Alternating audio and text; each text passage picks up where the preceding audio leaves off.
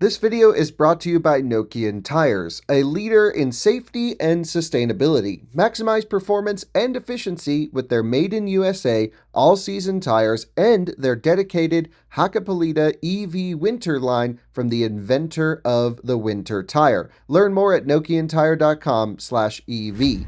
This video is also brought to you by Magna, Forward for All.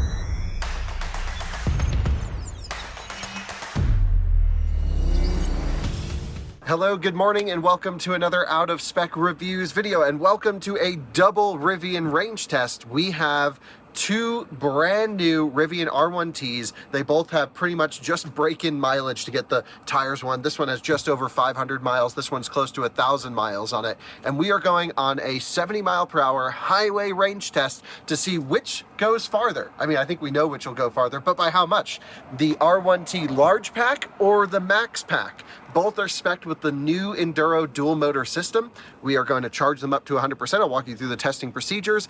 And we actually have something really fun today because it's not just going to be a range test, it's also going to be a battery capacity test. Ultimately, I've heard numbers all over the place as to how much capacity the max pack has, and is it worth the $10,000 upcharge to get it?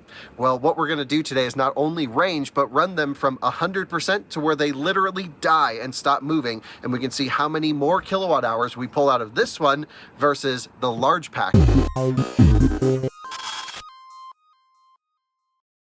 All right, here we have my Rivian R1T. This is actually a large battery pack, so the same battery that's in the silver R1T dual motor, but this one's a quad motor. So this is the Bosch motor system, 4 motors. It's what every Rivian pretty much has been up until recently.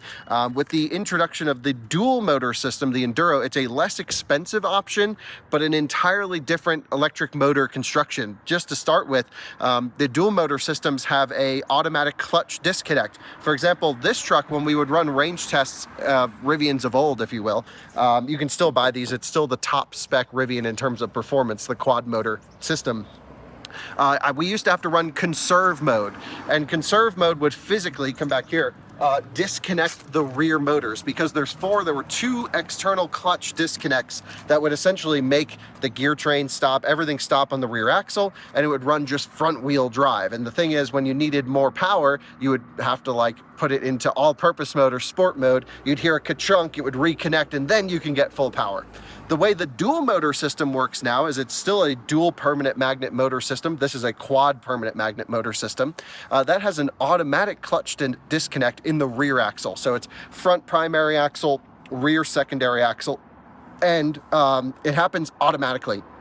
Now, I still think Rivian needs to work on their tuning of the automatic clutch disconnect in the dual motors. Just driving both the silver and the blue truck, the large and the max pack around, it's very clunky. You always hear the thing disconnecting around town, but when you're on the highway, it's primarily front wheel drive. So that's very interesting.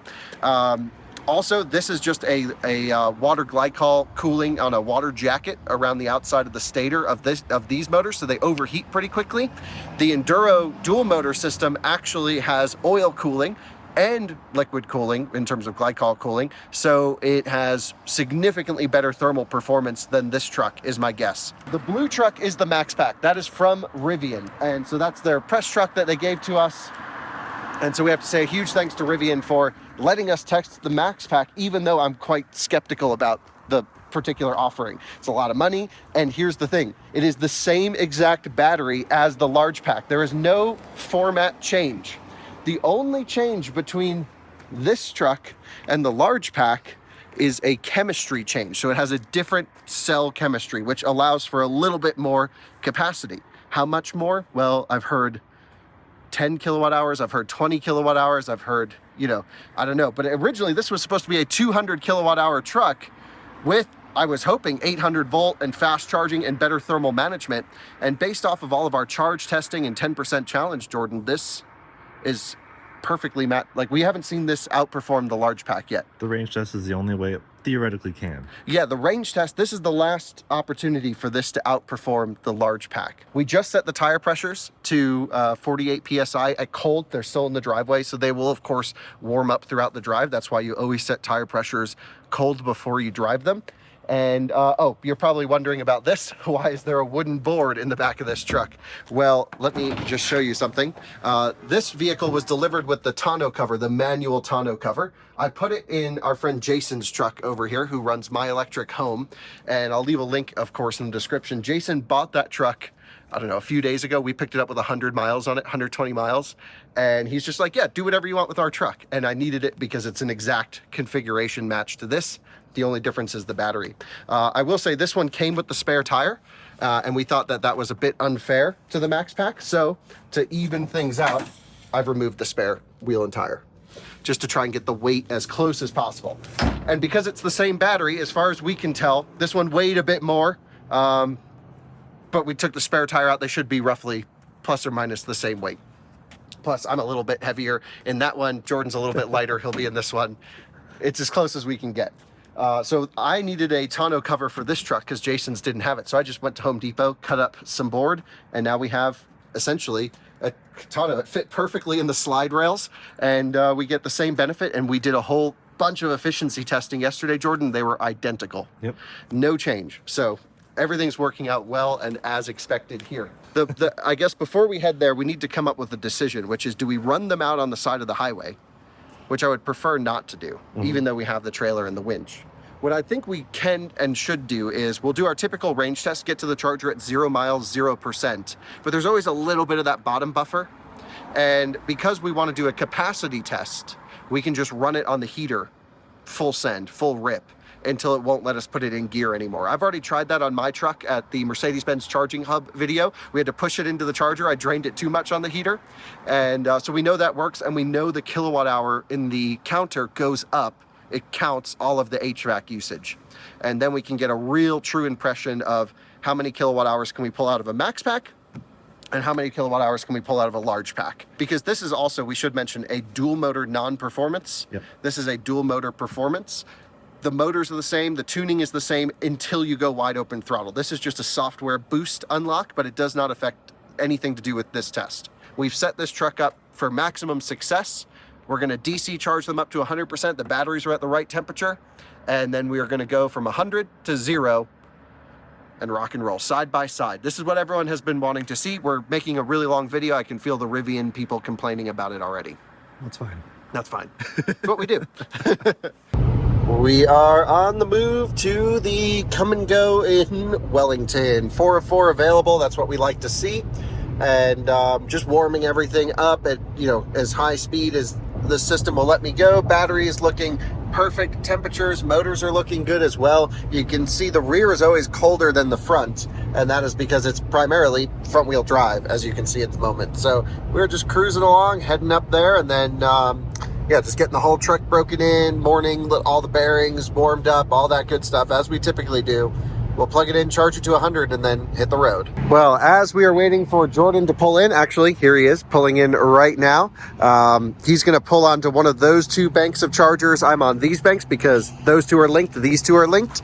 By the way, the panels keep falling off of ChargePoint Express Plus stations. I have no idea why, but I've seen some of the top panels fall off, some of the bottoms. These 2 bottom ones are just trashed. I don't know what's going on, but it's happening all over the country.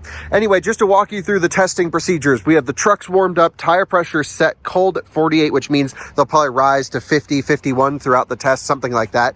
Conditions are perfect right now. It's almost 60 degrees outside, 0 wind. I mean, almost nothing. You can see the flag is barely blowing. This is nice. 2 miles an hour would blow that flag. But yeah, we are racing because there's a windstorm coming tonight in like 7 or 8 hours. So we have time. Yeah, we have 7 or 8 hours before the weather comes, but that does mean towards the end of the test, it might get a little bit hairy. But this is what happens testing in the winter in Colorado. So just to run through everything, what state of charge are you at, Jordan? 82%. I think I'm at a little bit more than that, 83%. Why don't you start your truck charging? Because I want them to complete at 100% at roughly the same time so we can drive side by side together so it's an even test. So Jordan is getting, what does it actually say? Plug in? Okay, their orange looks red to me. Cool beans. So we're on the Pirelli 21-inch factory tires. Again, everything is new on both of the trucks. This one just over 1,000 miles. This one a lot less. I'm going to get this one plugged in. We'll charge them up to 100%. In terms of settings, we're going to run all purpose because there's no conserve mode, which also means there's no lowest suspension option while cruising on the highway. This one, being a dual motor performance, does have the lowest option only in sport mode, and that's less efficient. So we'll run low suspension in all purpose, which is how most people would road trip, and it is the most efficient settings. This one is not the performance software upgrade, so it actually doesn't even have a sport mode. But again, the motors are the same, the drivetrain's the same. So let's get this juiced up and starting to go. Here we go. I've plugged in the large battery pack. I think I can get about 126, 127 kilowatt hours out of this one. And here we are, 83%. Juice in it, 86 kilowatts. Pretty good, but it should slow down to 50 kilowatts here momentarily. I don't like how Rivian doesn't show you battery temperature while charging. That's the most important thing to monitor. Of course, there is a service mode with some nerd menus and stuff in here that you can get to. It's just not the most convenient thing, but yeah, is what it is. So Jordan's filming his truck, and we'll wait till they hit 100% and then we'll hit the road. Max pack is juicing. Pull up on the screen here and see what we're pulling. Slower, close to full charge. Well, that's no surprise. So yeah, plugged in, got 35 kilowatts. Man, these trucks charge slow at the top. It says I'll be done in an hour and 10 minutes, which is just far from ideal. I was hoping to be here a bit earlier, but you know, I expect timing. It's 2 days before Christmas, it's fine. Jordan, hour and 10 minutes is what that one says. Thing's slow. Yeah, maybe they really eliminated the top buffer in the max pack to give you everything. That's really possible as well. And this one says 43 minutes. So what I will do is, if by the time this truck gets up to 95%, if you're going slow, I'll pause this. So we'll complete at 100 as close as we can get. So I think he's at 98 or 99%, 98% doing 15 kilowatts. And the large pack is at 99% doing 12. So I think I've timed them pretty close. What I'll do, of course, is whichever one completes first. I did have to pause this one. I paused it and then re-engaged the charging. I think we're pretty close to being dead on. Everything else is set. We are also going to reset the trip computer as soon as we are leaving here. Okay, we're all done. I have all climate, everything off in this one. So we'll shut this door, let it rest. And it's showing one less than the EPA rated range, 351 instead of 352. Interesting. But Jordan's truck is showing 410 miles of range, which is what it was rated for. So, all right, let's unplug, and there we go. We'll be ready to go here momentarily. Gosh, can't wait for NACS. It'll be so much easier. Here we go. One thing we should check while we're just waiting a couple minutes for your truck to top charge here is we're going to go into the service mode and take a look to see what your top voltage is. So let's take a look. Next one, there we go, bottom left corner. 452. So 452. So they're really pushing this thing. I think this one, I want to make sure everything is still off, climate's off. Yeah, good. We're all loads off. Let's come in here, vehicle service, service mode, 1, 2, 3, 4, 5. This one. Okay, let's take a look to what this one is showing. Now, keep in mind that truck is charging 447, 448. So yeah, pretty close, but under 450, and that one's just over 450. I really feel like with the Max Pack, they removed a little top buffer and a little bottom buffer. So not only is it a chemistry change, they're letting you use more of the battery pack, is just my guess. Yeah, so would be good to know exactly what they did. I know they used the upgraded version of the Samsung cells in this one. And yeah, so all good. We're almost done. 4 kilowatts on this one now. It's got to complete any second now. Motorcycle top charges at a higher voltage. Yeah, so when you charge your Zero motorcycle, it charges faster than this up top. Yep. Really shows they're eking everything out of this battery. Yep. Yeah, so I think that was Rivian's goal, is like least amount of cells to hit that 400 mile EPA for model, or for R1S, because R1S is actually less efficient than R1T, surprisingly. R1T is just a bit more efficient. All right, just completed. Still says 410 and the dip below 4 kilowatts. It was like 3.5. We're done. Oh, so you're done. We're done. Okay, that wasn't too bad of a difference time, maybe 5 minutes. But for sure, the large pack stopped. Yeah. Pretty quickly. This one just sat up top. That's where I think they're eking everything out of the battery. Every single bit. But ultimately, both trucks are going to go through the same thing. Identical circumstances, and honestly decent weather right now. It's like 55 degrees. It's nice right now. Partially sunny, no wind. This is the perfect starting temperatures. Yeah, it's going to get colder. I mean, it's not the perfect like max range temps. Yeah. Actually, the warmer it gets, the less air density, the better we are. Yeah. As long as we don't have a huge sun load. Yep. But hey, this is a real world range test, as we try and control the variables as much as possible. Yep. And we run at a constant 70. Let's go before we waste too much time. All right, trip A reset, and we're off. That's right. Okay, time to reset. We have 506 miles on the odometer, fully broken in for the range test. Let's reset this trip. I like to use the service or the about menu here for reset because it gives you the decimal point on the total energy used. And again, part of this test is not just the range, but also the battery capacity. And we have charged both up to 100%. As soon as I come out of here, we are going to set the climate control to 72 and let's go here, 70, well, let's go 70 degrees auto, I think is what Jordan and I agreed on. I'll call him to make sure. No other ancillary loads. This one locked in low, all purpose. Ride in soft, time to go. Let's do it. This is going to be so interesting. And I love how the trucks, at least at my guesses, should have identical consumption because yesterday we ran them side by side for 120 miles and there was no difference. All right, we are off. Trip has been reset. Climate is on auto, 70. And there goes Kyle and my reverse camera, which doesn't have lines right now.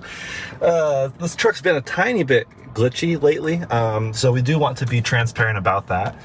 As far as we know, it's been operating fine. There's just little weird things like where was the lines for the actual backup camera? No idea, but it works, feels solid, other than the typical occasional Rivian clunks and clicks here and there with the drivetrain situation. Whoa, there's almost no regen in this one. We are fully charged. There's a tiny bit.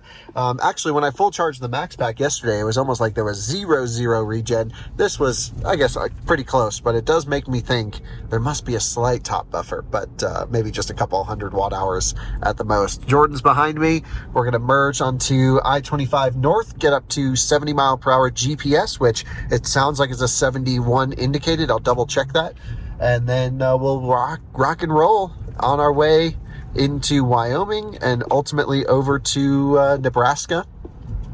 Should be a beautiful day. And let's hope we finish up before the winds come in around 7 or 8 p.m. I know we'll be getting close, but ultimately the battery capacity should be good no matter what. As long as the battery stays warm, we should be okay.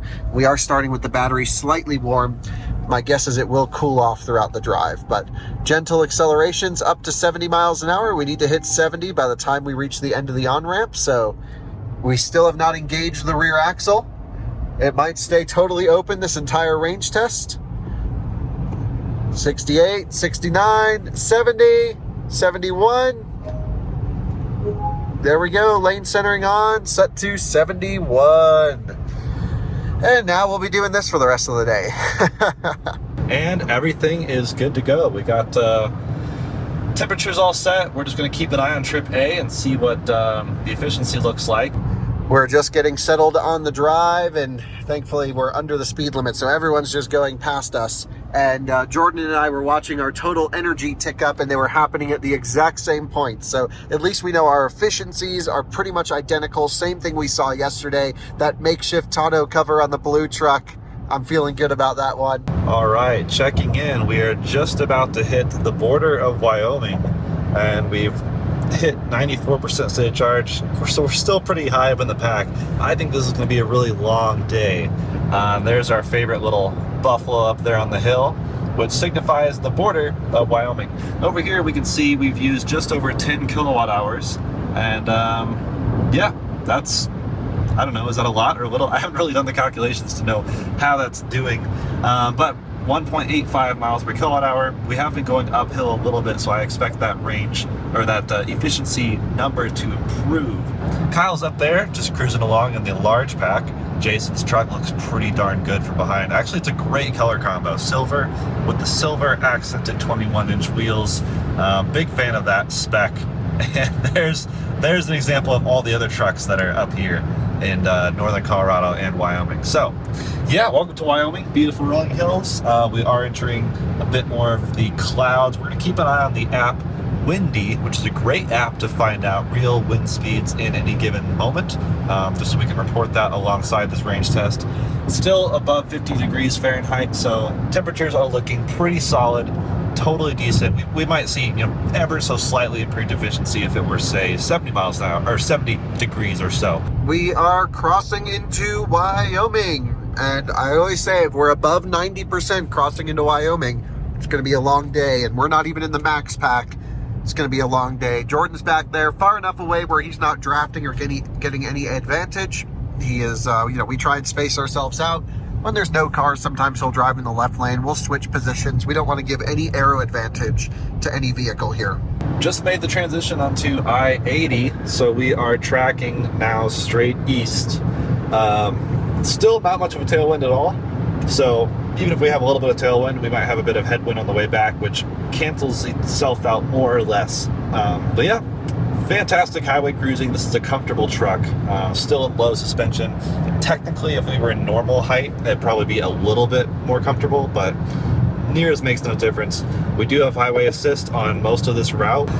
Pretty big fan of the system. Not quite as good as Tesla's autopilot, although with that most recent Tesla update, aka the recall update that everyone's making a big deal about, it's yeah, definitely less naggy than Tesla's autopilot. I'm very curious what everyone's interaction or reaction is to the Max Pack.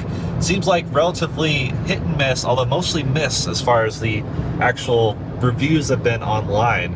And this is even people who haven't even tested it. They're just, once Rivian unveiled this, they were like, wow, this seems like a fail, kind of a bait and switch compared to the original 180 kilowatt hour Max Pack that was proposed. Highway Assist also has a capacitive steering wheel, which I vastly prefer to Tesla's. At least I think most, if not all Teslas are torque based, which means they require torque input to let the car know you're still there, and it's always more torque than I think it should be required. So Rivian is capacitive, just like Volkswagen and a lot of other cars. That is the proper way to do it. Changed my mind. Or more delicate torque sensing, but really a combination would be ideal, kind of a fail-safe, if you will. But Highway Assist is fantastic. My only complaints is it is locked to certain highways, most highways, but there's so many like major roads that are not quite highways that I would love to have lane centering cruise control. This truck has really good lane centering. Not the best in the business, but up there. In our Hogback Challenge, it really performed super well, so I just wish it was available more places. The way it does the lane change is also really awesome. Doing Highway Assist, it doesn't automatically lane change, but it auto re-engages and cancels a turn signal just like that. That's a pretty awesome sight. Kyle up ahead in the large pack and a train, which we are currently racing. Not really sure how fast it's going, but pretty close to our exact speed, which is pretty awesome. All right, the first major milestone check-in of 75%, 2.3 miles per kilowatt hour, and we've used just a hair under 39 kilowatt hours total. So there you have it, an hour and just over 15 minutes to burn only a quarter of the pack. This thing is a road trip monster when you're leaving at full charge, which, as we saw at the charger, takes forever. Also, not sponsored, but Pringles. Oh my gosh, I forgot how good, like, delicious they are. And fun fact, the Rivian cup holder literally fits a Pringles can with like a millimeter margin. That is it. We'll be turning around probably somewhat soon, which means I'll have still extra range to burn, which means I'll probably do one more loop back closer to the charger, which is totally fine. Well, guys, it's Kyle in the large pack truck. I forgot to give you a 75% state of charge update. Forgive me, I was just cruising along, minding my own business. But you can see here, I have selected a return back to not the charging station, but the parking lot. I didn't want the battery preconditioning to the charger. And it says we won't make it back, but we have 58% in the tank. And you can tell by our efficiency, we're kind of losing some elevation this side of Cheyenne. Now, again, if we run completely out, we do have our Rivian with the trailer, which is why I'm being a little ballsy and going deep into this test here. Now, Jordan behind me, we are pretty much matched up on efficiency. He's doing just a smidge worse than me, only by, I don't even think 1%, but that's okay, close enough.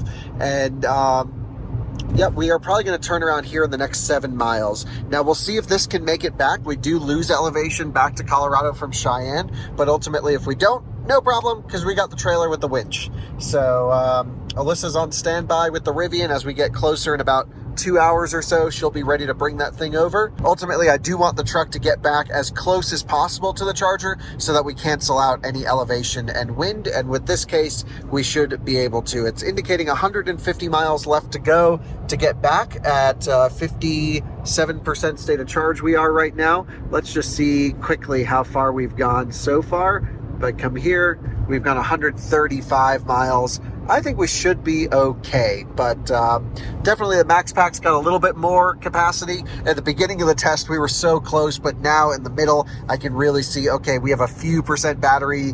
He's a few percent higher than I am, but I'm still not convinced it's worth the 10 grand. But again, we're not even halfway through the test yet, so time will tell. We are at 55% state of charge, and we are exiting and turning around. Exit 69. We've used this one before, and you can see we are at 1 mile of range. So exit 69, time to make a U-turn and head back to Wellington, Colorado. The drive has been fantastic so far. The conditions have been amazing. A little chillier than I'd like, where most of it was actually at about 50 degrees Fahrenheit, but closer as we got a little bit more east, it got chillier. I would say on average, we've had amazing weather conditions considering it's 2 days before Christmas. We just don't get weather like this. So it's been amazing for this test. Really good results here. Jordan's turning around with me. We've really had the trucks not drafting, but together this entire time. So it is a true back-to-back comparison as best as we can make it. Let's do some gentle accelerations onto the highway now and get back up to 71 miles per hour indicated. And we will head back to Wellington. Now, I have no question that we'll actually make it, because usually the Rivian's slightly pessimistic and doesn't always factor in elevation perfectly. But this is the newest software update, and it's much better than the previous update. So let's see how it does. Shows a 1 mile arrival. And we're just going to get back up to speed and cruise along. So should be pretty freaking sweet. 55% state of charge. I should see no reason as to why we won't be able to make it all the way back. Although traffic, we haven't seen trucks like this the entire trip. Got to get up to 71 miles per hour. 68, 69, 70, 71, locked in. What's nice about the newest Rivian update, I'm just going to move left so we don't draft, both the trucks are actually going faster than us, is I can hit the turn signal, pull it off of auto steer, and then as soon as I come back into this lane, it will, boom, auto re-engage. Love that. Ford stuff does that. Other vehicles do that. It's just such a nice feature rather than having to pull down on this every time. So we'll just sit here in the left. There's no one behind Jordan. We just happen to get in this truck clogged mess, but they're all going just 1 or 2 miles an hour faster than us, so they shouldn't be a bother.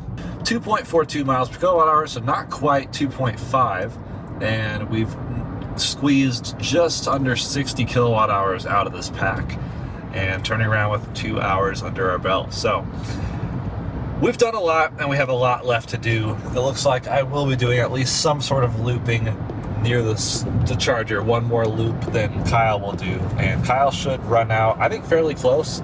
We'll see how accurate the state of charge on arrival is. I wish the blinker turned off automatically when you change lanes, like a Tesla would. It's like the truck's not quite smart enough to realize it's in a different lane. Although it is when you're using highway assist, so I don't know.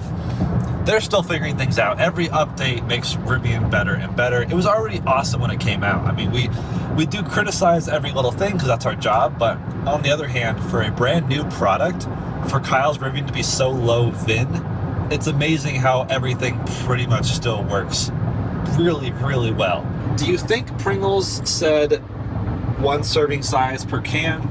I'm afraid to read the label. Don't correct me. I'm happy. That was a delicious snack. Yeah, let's just pretend that can was not full when I started. I even have a second can in the back if things get dire.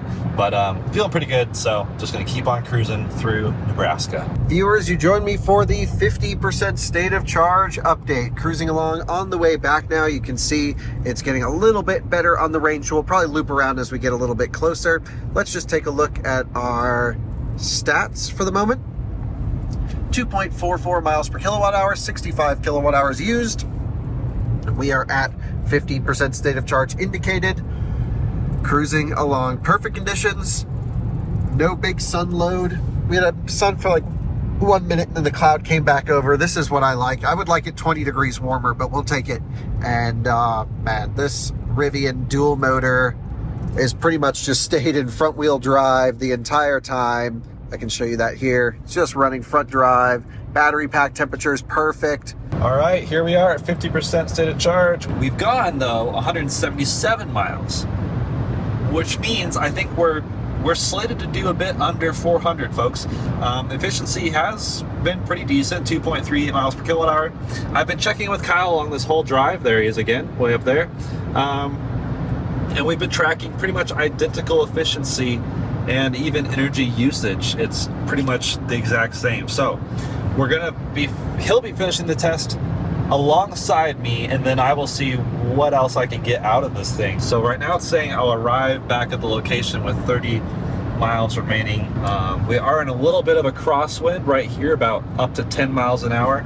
And then back in this location here, this is like a live weather report. Back in this location, it should be close to still again. So really good conditions once again, just under 50 degrees Fahrenheit. You joined me in the large pack Rivian at 25% state of charge. We have traveled 226.3 miles and we have used, wrong one, 97 kilowatt hours with 25% left in the tank. I don't know what Jordan's at.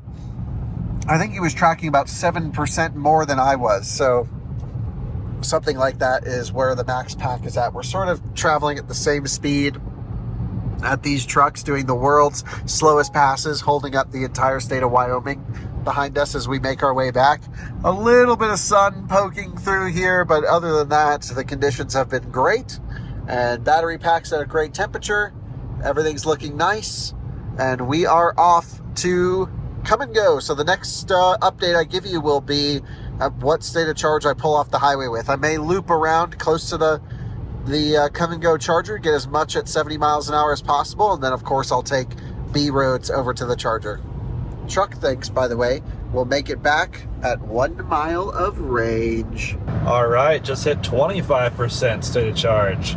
And I don't know if I mentioned this earlier in the video, but this is not actually like a guessometer. It's actually just a percentage of stated capacity meter. So it's kind of useless. It just tells you roughly what you would get, assuming you're matching perfect EPA conditions according to how the vehicle was originally tested. Still sitting at just 2.25 miles per kilowatt hour.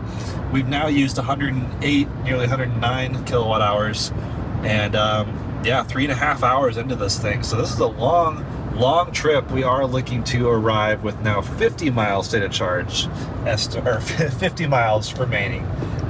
So yeah, the looping, as we assumed, will be happening. But otherwise, I'm happy to be in this truck. Very comfortable, as you all know. Very, very Rivian. And I'm definitely going further than Kyle. How much further? Still not sure, but looks like I definitely have a bit more oomph in my battery pack than he does. We are on the on-ramp heading from I-80 to I-25, and it looks like the rain has held off. We literally had those 2 seconds of sprinkles, and it's still dry. I think we're getting this one in just in a nick of time.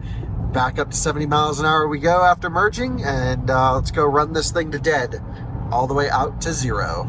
You join me with a very, very light drizzle coming down into the charger. We are at 10% state of charge now, and the roads are still dry. So I think we're just missing this major storm over here. I'm sure it's going to come our way, but you can see just a light drizzle. We've driven 272 miles so far.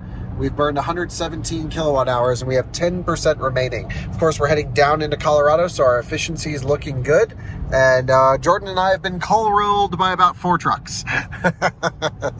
Yeah, this area of the country is still, you know, EV adoption is still quite the hot topic. So some folks don't really like it so much. The rest of the forecast till like New Year's is like 20s. So maybe Kyle will do some really cold weather efficiency testing. I'm not sure, but this is a good last chance to test these 2 trucks while we have them together. Really great, again, of Jason to let us use his large pack, which I still think is my vote for which truck to buy. But, you know, numbers don't lie. I am going to go further than Kyle. And here is our original exit that we left. So doing a complete perfect loop, effectively canceling all elevation. We're at 2.35 miles per kilowatt hour. I think Kyle is ever so slightly better, which does check out because his truck weighs a tiny bit less. We are back where we started. You joined me in the large pack Rivian, and we are down to 8% state of charge, and we are at 2.38 miles per kilowatt hour. I think Jordan's at 2.35, so nearest makes no difference. We have nearly identical efficiency. You can see we've made it back here with plenty remaining, which is surprising that the estimated route planner really got this one wrong by quite a bit, by 8%, 27 miles of rated range. It was wrong on guessing. You would think buying a better route planner would help Rivian with this stuff, but they still have trouble predicting how we'll arrive, and we've been driving very consistently. So we're actually going past the chargers, as you can tell. I'm going to go one exit down and one exit up. I think it's a 12-mile round trip, and I should be able to make it. It's showing an 8-mile range if I come down and then loop around on the frontage road, but of course I'm going to take the highway back up. So yeah, I should be able to do it, and then we'll run it down on the frontage roads around here. So we still have some more distance to go. This is all part of the fun, is to figure out where to go, what not to do. Jordan has about 8% more range than me right now, which doesn't seem like very much. All right, taking our next turnaround exit. Turning back on the highway here, we have 14% state of charge at this turnaround for myself, and our efficiency right under 2.4 miles per kilowatt hour, slowly easing up to speed. The nice thing about Rivians is they do give you, plenty of highway capable power, even down to 1% state of charge, which other cars, especially like the CMA ones, Volvo, Polestar, etc., do not. They are scary to drive below like 5%. You join me on the return now in the large pack, and I actually think I'm going to go for another exit or two. I'm at 4% state of charge, and I can easily take frontage roads back if I continue. So I'm not going to exit here. Let's keep going. We want to spend as much time getting these trucks side by side as possible for a true how much farther will the max pack go situation. And yeah, so no need to exit. We're going to hammer through. And it is time for Jordan and I to split up. I am at 2% state of charge, about to loop back around and head back to the charger. We've just hit 300 miles of range and 2.39 miles per kilowatt hour. We'll see Jordan later when he's dead over at the charger, but there he goes. That thing looks good. Nice. Jumping up on that exit ramp. I'm gonna keep going. And he's gonna go up a few exits and loop back. So we should have just enough to make it back to the charger. It is a little bit downhill. Oh yeah, let's regen as much as possible. Interestingly, we've gotten 126 kilowatt hours out of this battery pack so far. Pretty good. I definitely can't get that much out of my battery anymore with some of the degradation that it's had. But actually, during my ownership of my truck, Rivian increased the bottom buffer by roughly 1 kilowatt hour. So I can go deeper by about 1 kilowatt hour in my truck. And I certainly have many times. But again, my battery pack has almost 50,000 miles on it now. Certainly can't get 126 out of it, especially with 2% remaining. So we'll do a degradation on my Rivian at some point. Perhaps it's worth doing a 50% degradation test now that we know what a fresh pack will do with this large battery. That could be interesting. If you want to see that, let me know. But let's get it back up to 70 miles an hour, and I'll give you our full highway range number when we are exiting in Wellington. You can see I have a pretty big power limit right now, as you would expect. And we're down, let's see, 71 miles an hour. Boom. Lock it on lane centering. Let's head back to the charger and run it to dead. I still have 11% state of charge, so we do have a bit more to burn, which makes sense. I could have easily made it back up to Wyoming, but it was nice to run the truck side by side as long as humanly possible. So Kyle's going to jaunt back down the last 4 miles the other direction, and I'm going to keep going north. We just got our first warning in the large pack truck. Battery almost empty, performance reduced. We are now at 1% state of charge. We really eked out everything on the highway. This is great.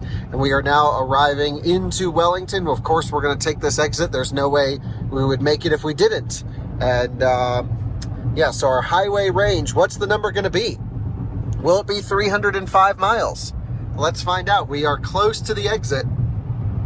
We're at 304.5, 304.6. I don't want to take it off 70 miles an hour. 304.7. There we go. We got a regen, full regen, slow us down truck. 304.7 miles at 70 miles an hour with 1% remaining. We're going to go drain the rest out on the frontage roads. I'll give you a full 70 mile per hour highway range test number, and then I'm going to let this thing sit on the climate control running on full blast until the battery pack hits bottom voltage, and then we'll do a capacity test. So you can see the charging station's iced over here.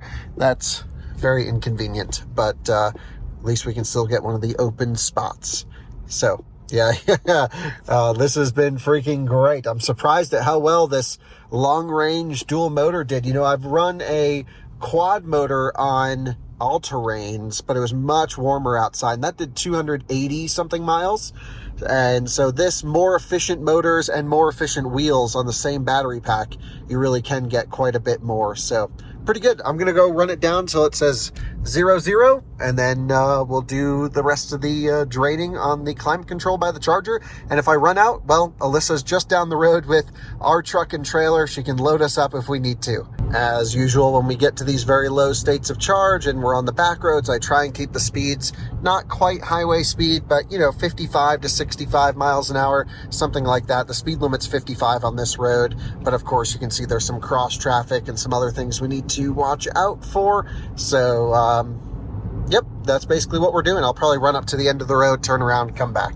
We have 1 mile of range indicated remaining and 0.7 miles to get there. I think we've timed this one pretty good. We've been at 1 mile for a little minute now. We are going to come in a little bit under regen. So maybe I'll do a couple loops around the gas station or something like that.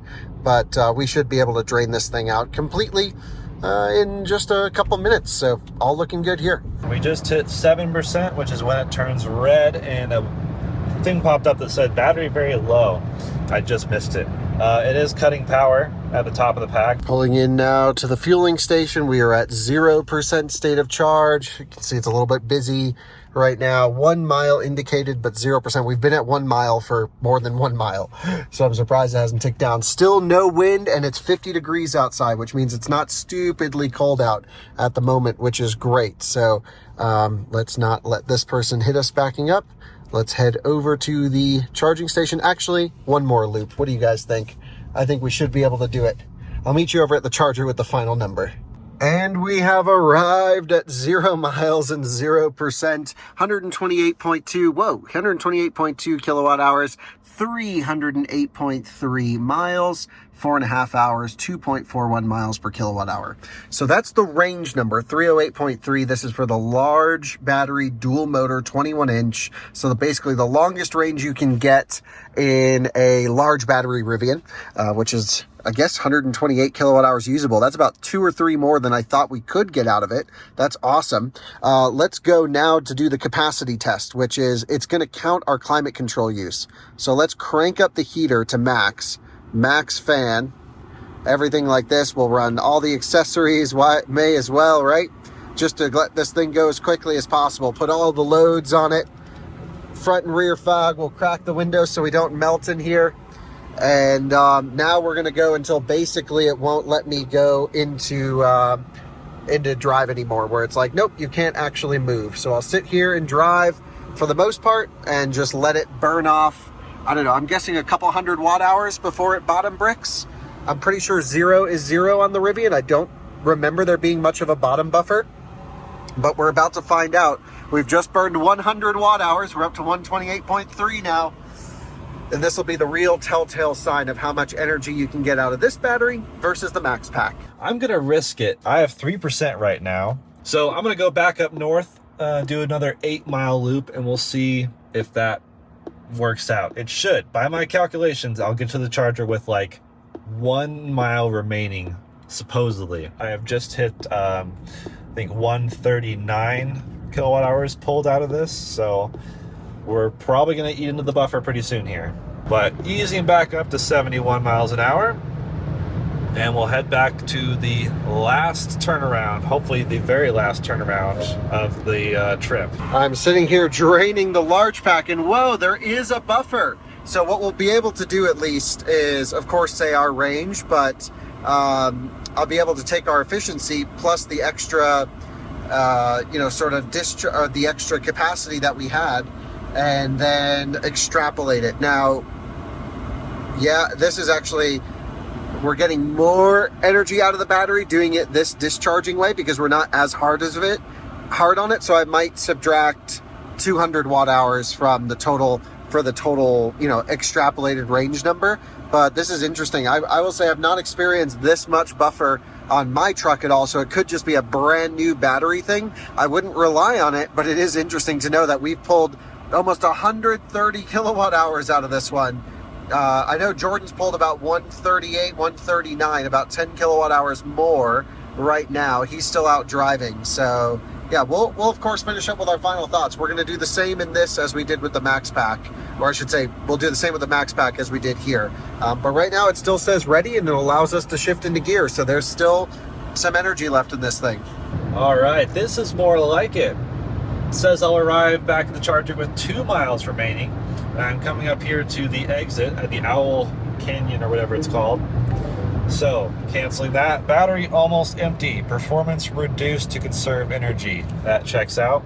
It's telling me I gotta take the frontage road because it's lower speeds. And I also just hit 1% state of charge. So, going to ease onto the on-ramp and actually flip around and take the, it says 1 mile remaining now. I don't know, should I take the frontage road or the major road? I'm gonna do the highway. This is the out-of-spec way. We don't listen to GPSs or recommendations, allegedly. And we're gonna see what happens. Can I get 4 more miles out of this last 1% of the battery, or will that push it too far? Continue anyways. So it wants me to cancel my trip. It says there's no way I can make it. So we'll see. This semi is going to force me to very slowly ramp up to speed, which is probably good for the better. At this point, we are just eking out every last little bit. But turning around, we've got 3.8 miles to go back to the charger. It says nil. Don't go. It says you can't make it. So we'll see. We have officially pulled 130 kilowatt hours out of this pack. You can see the power limit is like, I don't know what to think. Oh, maybe it's just, it was before glitching out. Didn't know how much power to give it, but I'm honestly just sitting in auto hold. It lets me roll back. It lets me roll forwards. So, it's still letting me drive and everything. If I put it in drive from park, it still lets me go. So that means there's still some left in there, because I've had mine go where it won't let me go into gear. And yep, we're still counting up the amount of kilowatt hours we pulled out of it. This is nice to know. On a fresh pack, you can go a bit below zero. And it's, I would say the BMS in this one's pretty calibrated, because we've shown it top and bottom twice now. So I think it's pretty locked into what's going on. Now that we know we literally have to make it, I'll switch screens to see what we've done. So we've pulled 141 kilowatt hours out of the pack. We just hit 0% state of charge, still on the highway. Things are getting spicy, but this is our exit right up here. So it looks like we are going to make it. Wow, what a wild ride. We'll see if we can blast the heater a little bit when we get back, but we are at 0 miles with, or 0% with 1 mile remaining in theory. So we'll just do this last little bit to get over to the charger, and we'll see what we arrive with. But that is 0% state of charge, hit on the highway. And Jason just checked in with me. He was like, hey man, I'm getting lots of notifications on my phone about the battery. Is everything okay? So yeah, I guess Rivian warns you, which is good. In case someone somehow stole your Rivian and did a range test, you would be alerted to that. I think we have just under a mile to get back to the charger. So this is definitely the furthest I've ever pushed a car. And I'm feeling a little bit less capability in the pedal itself. Oh man, we'll see. We'll see what happens.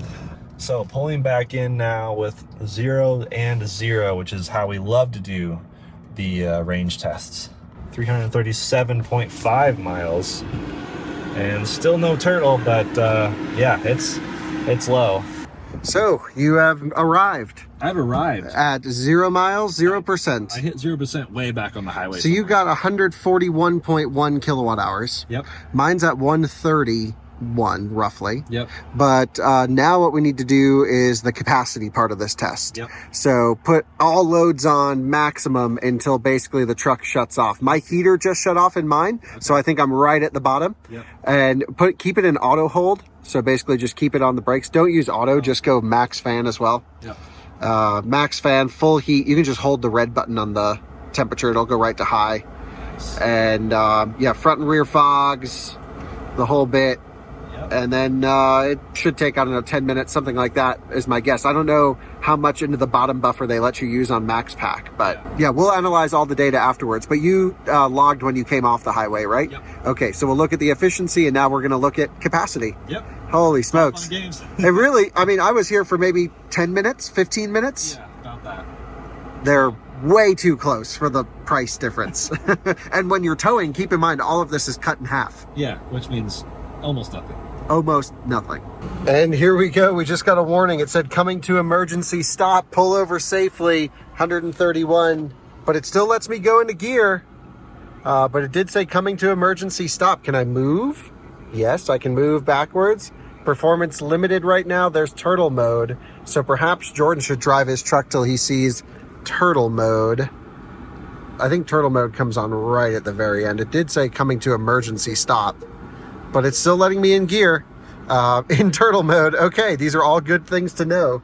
Oh, we're at 131.9 kilowatt hours. The bar is closing in. We are in turtle mode. Will it hit 132 kilowatt hours? I'm not sure. Thankfully, this isn't taking too long, but there we go, 132 kilowatt hours. I'm just wondering how many watt hours you get after you get the turtle mode thing. I'm certainly going to keep an eye on it. We are right at the edge. We've gotten 300 watt hours since turtle mode comes on, and it says system fault. Oh, it put itself in park. So you get 300 watt hours on the nose, and now the 12 volt is probably not being charged by the high voltage battery. Let's get it on the charger as soon as possible. The official capacity for this one, let me just make sure. Yeah, can't go into gear, battery depleted. The official capacity, 132.1 kilowatt hours. We are juicing up. Plug in, connect, charge. Don't fail me now. We can't break Jason's truck. And there we go, starting to charge. Drink some good juice. Get it going. And now we're basically going to truly go 0 to 100%. Let's take a look at our pack voltage right now. How do I do this? Vehicle, service. It's got to be on the floor. Service mode. Boom. This is freaking awesome. Come on. Go faster. Okay, 333 volts. So yeah, we had them down that low. That's under charging. We're probably at low 300s at the moment. And yeah, interesting how it says only 200 amps available on this one. It should be 350 amps, but either way, we will let this go from 0 to 100% on this charger. It says 3 hours and 19 minutes. My guess is it's going to take less time than that. But of course, ChargePoint logs the curve. It logs everything. So let's let her rip. It's ramping up now. 200 amps. Maybe that's all this charger's output capable. No, now it says 300 amps. So there we go. Ripping up. Our time is coming down quickly. And we have put 1 kilowatt hour in. Let's see how long it takes till we hit 1%. There we go. With plus 6 kilowatt hours, it just ticked up from 0 to 1%. So is that a 6 kilowatt hour buffer below 0? Wow, on a new truck, that's pretty wild. All right, just got the message, which I just barely missed. Wonder if it'll show up here. Good thing you didn't go too far. Yeah, there it is. Coming to emergency stop. So that's what the message looks like. Battery almost empty. Jason's been getting all these messages on his phone. He's like, hey, is everything okay? Sorry, Jason. I was like, yep, just out of spec things happening. So it should happen in just 100 or 200 watt hours from now. Yep. And then then we'll go 0 to 100%, shut everything off, and Nice. you may want to roll up the windows, keep as much heat as you can in this It's thing. about to get cold outside. Okay, so just like the large pack, which is charging, it's now at, I don't know, 4%, 6% state of charge. We're plugging in the max pack. We're going to go 0 to 100%. The thing that I like about these is we have a lot of wind right now. It just started to pick up, and it just came under 50 degrees. So that should help keep the batteries cool. And these are only 350 amp chargers. Make sure you use a ChargePoint app, Jordan, so we can get the curve out of it and all the data. So, yep, it's gonna be an expensive charge, but let her rip. Max pack is now plugged in at bottom voltage. Let's take a look, because mine was at like 330 volts dead. So I want to know if they let us go even a little bit lower in this. So vehicle, service mode, do. This one there, do. Dot. And dashboards and high voltage. What are you at? 328 volts. Yeah, so they pretty much have the same voltage operating range, within a couple volts on either side. Yep. And but what's interesting is yours is shooting right up to 200 plus amps, 300 amps. So this thing seems to take more power on plug-in on every occasion than the large pack does. Yeah. This thing is just giving me everything. And that was on bottom cutoff. Which makes you think this is the best truck. Yeah, I mean, it's right up to 350 amps. Mine, like a lot of lithium packs, really started slow and then ramped up. And so maybe it's not final tuning for max pack. Yeah. But wow. Okay, so how many kilowatt hours did you pull out of it? I pulled, I think 134. No, 143.3. So that's Is that literally 12 kilowatt hours?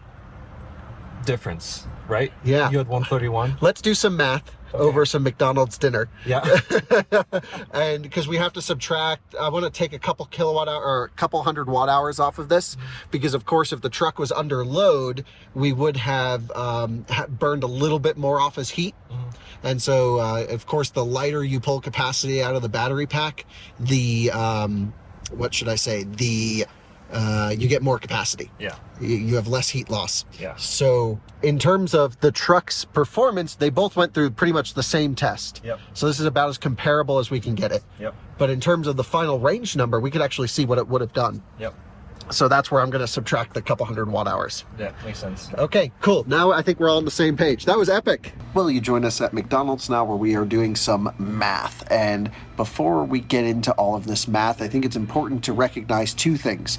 This is a much colder temperature than when we've run other Rivians in the past. So in the summertime, my guess is we'd see another 20 miles plus or minus because of air density, because of less HVAC heater use, et cetera, et cetera. It probably would help quite a bit to be warmer. But this is really not only, of course, yes, we're counting them as range tests, and we'll use, pretty much cold weather or mildly cold weather range tests for them, but it's also a great side-by-side comparison of two pretty fresh max pack and large pack Rivians next to each other. So here I have all the data for you. So just to run you through everything, let's start with the large pack. The initial results here is the miles that I pulled into the charger with was 308.3. That was my final result. I used 128.2 kilowatt hours according to the in-car screen, which probably isn't perfect, but since both are Rivian with Rivian software, I feel comfortable comparing the both. So we used 128.2 kilowatt hours according to Rivian. The consumption of the range test before we did the discharge was 2.41 miles per kilowatt hour. On the other truck, it was 2.38. So nearest makes no difference. We were almost identical on efficiency. You could have sneezed. I think your truck technically has the underbody protection. Mine didn't, but I weigh more than you. So we really tried to balance it out. Yeah, it's close. Very close. The capacity of the large battery pack, regardless of how we drove it, was from 100% cut-off charge to where it wouldn't go into gear anymore. We were able to pull 132.1 kilowatt hours out of it, way more than I thought we could have. On the max pack, we were able to pull 143.3 kilowatt hours out of it, just over 11 kilowatt hour increase for $10,000. I keep coming back to the price on this. To me, the max pack should have just been a no charge upgrade. Anyway, let's continue.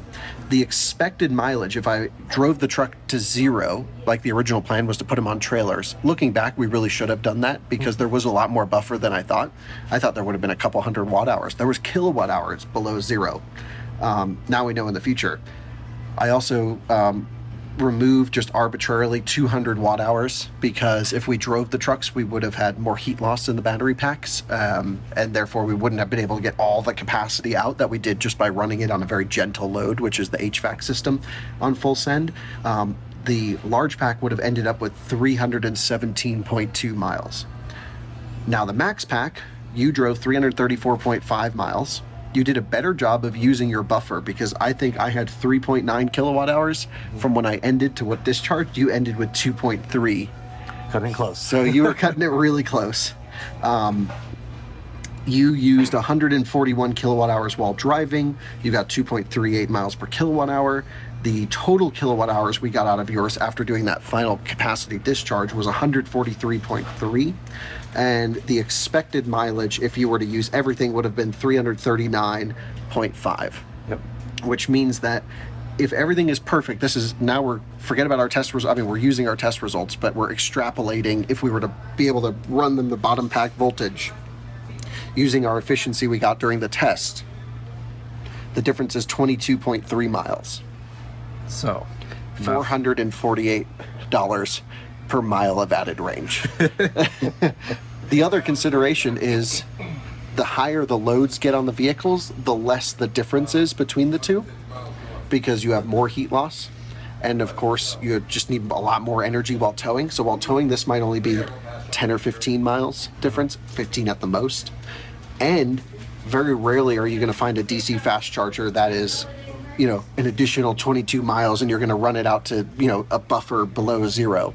In terms of real world practical use, there's maybe an 8%, 7%, somewhere around there difference of day to day. And that's very minimal for 10 grand.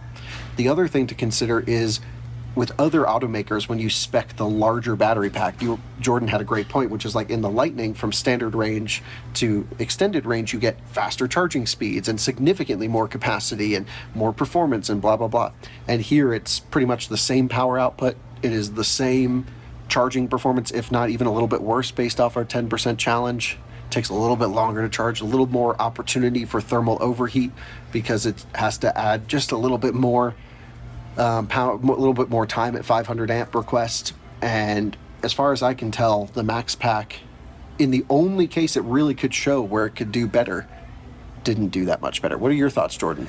Yeah, I think first of all, I like doing the range test side by side, two different vehicles, very slightly different in configuration, because I think that's the golden way to do it, because it's identical situations. I mean, we were like 10 truck lengths apart the whole time. And I even put I'm heavier than you in the lighter truck Yeah. to try and balance it out. Yeah. And So- I think the only difference of weight was the underbody shield. Yeah, and that's negligible at this point. Yeah, it makes no difference unless there's a slight aero thing, but our efficiencies were so close. Yeah, and they looked about the same. They both cover the whole bottom of the truck really well. Yeah. So, yeah, I don't think $10,000 is worth it. On one hand, the numbers don't lie. You do get more range, and so if you are that person that spends the extra 30 grand on a car that can do 0 to 60 in 0.2 seconds faster than another version of it, then this is the truck for you.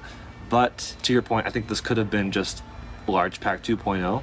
But even then, is it that much better than the large pack that you think it's a really It should have just been like my impression is Rivian shouldn't even have told anyone and just updated the pack with the newer cell. That's kind of what Tesla would have done. That's what Tesla would have done. And then, the Max pack, it's called Max. There's physical room in the chassis for a larger battery, which is why you used to not be able to get it in the R1S. Yeah, and that's because why. that is the shorter wheelbase. And we thought it was going to be, they originally said 180 kilowatt hours. Maybe they'll still do that. Maybe that'll be Max Pack 2.0 or Max Pack Plus Ultra. Yeah, I mean, ultimately what I'd like to do is test another Max Pack to see if we really did get like a fresh Max Pack truck. No question, the large pack, we know the entire history of that vehicle. This one, our Max Pack had low miles, but I think it may have sat at 100% for a period of time. it could be a little bit of degradation according to the system anyways, service mode. So it's possible. We could have gotten more. We would have if it was a warmer day, but to your point, we ran both trucks together on a cold day. So Yeah, same conditions. we were really comparing them to each other. But if it was a warmer day, we would have gotten maybe 350 plus miles, which is record setting for a Rivian. Yeah, certainly we would have gotten more than 10 miles more if it was warm outside. Yeah. And that would have been, you know, I think 360, 365, 370 maybe on a nice perfect day. It'd be interesting to do this We again. had some side wind towards the end. Yeah, it'd be interesting to do this again in the summer, but also with other vehicles like the F-150. If we could find 2 different batteries of that, run them side by side, sky's the limit with how many tests we can do this I way. mean, there's an unlimited number of tests. It's just whether or not the audience is interested. It's very time intensive to do this and then edit it and do the math. And then, of course, open ourselves up to the manufacturers complaining about our testing procedures. But I still think we do range testing better than any outlet out there because it is constant speed. Yep. And so it's repeatable. It's not perfect. Yes, we have real world conditions, but constant speed is so important to reproducing similar results car to car. Yeah. There we go. I mean, the numbers are right there. The 10% challenge was identical. Yep. The range test was 22.3 mile difference, and the cost is $10,000. Yeah. Negligible for the cost. And we haven't analyzed the charging performance yet, but based off of everything I saw when I was napping when the trucks were charging, not much better there. We were there within minutes of each other. Yeah. Like, it's not worth a buying decision. Even if it was $1,000, I don't even know if it would be. I mean, yeah, sure, at that point, just get the big one. yeah, with the price of the truck. So, let us know your thoughts. Otherwise, What a day. that's been your range test. I knew this was going to be the result.